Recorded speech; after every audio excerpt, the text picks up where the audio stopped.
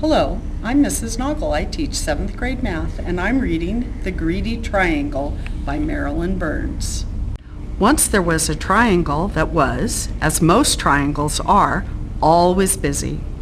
The triangle spent its time holding up roofs, supporting bridges, making music in a symphony orchestra, catching the wind for sailboats, being slices of pie and halves of sandwiches, and much, much more. The triangle's favorite thing, however, was to slip into place when people put their hands on their hips. That way, I always hear the latest news, it said, which I can tell my friends. The triangle's friends liked hearing the news. One day, the triangle began to feel dissatisfied. "I'm tired of doing the same old things," it grumbled.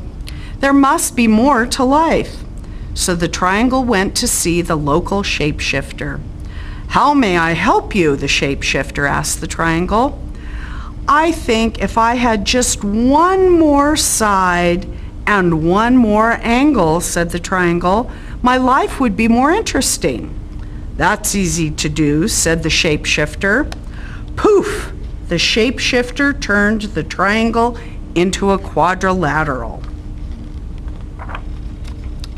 Life changed in a wonderful way. The quadrilateral was happy with all the new things it could do. The quadrilateral could be a baseball diamond, or first, second, or third base. It could take a position on a checkerboard or a chessboard. It could be a television screen, a computer screen, or a movie screen.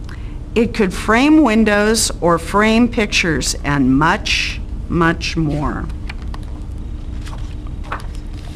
The quadrilateral's favorite thing, however, was to be the pages of a book. "I learned so many interesting things that way," it said, "which I can tell my friends." The quadrilateral's friends liked hearing the stories. But one day the quadrilateral began to feel dissatisfied.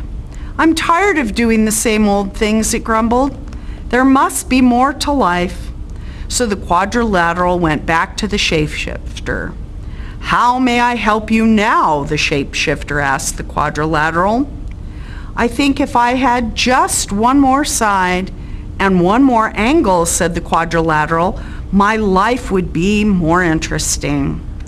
"That's easy to do," said the shapeshifter. Poof!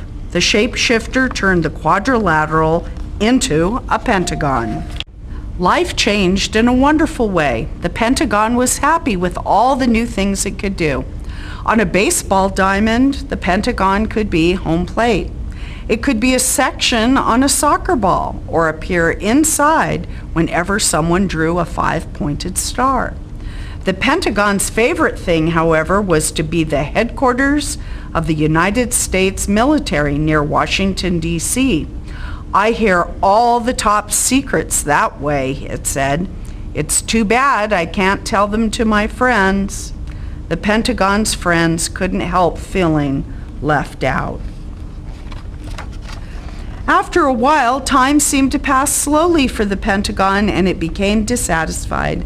"I'm tired of doing the same old things," it grumbled. "There must be more to life." So the Pentagon went back to the shapeshifter. "So, you're here again," the shapeshifter said to the Pentagon. "Now what would you like?" "I think if I had just one more side and one more angle," said the Pentagon, "my life would be more interesting." "That's easy to do," said the shapeshifter. Poof! The shapeshifter turned the Pentagon into a hexagon. Life changed again in a wonderful way. The hexagon was happy with all the things it could do. The hexagon fit in as floor tiles in houses and patios, and fancy crackers at parties and picnics. It worked as the socket of certain bolts and the prongs of certain wrenches. The hexagon's favorite thing, however, was to be a cell in a beehive. "I love watching the bees as they buzz in and out," it said. The hexagon spent so much time in the beehive it was too busy to talk to its friends.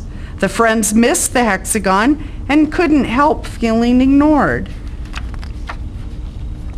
Again and again, the shape became restless, dissatisfied, and unhappy with its life.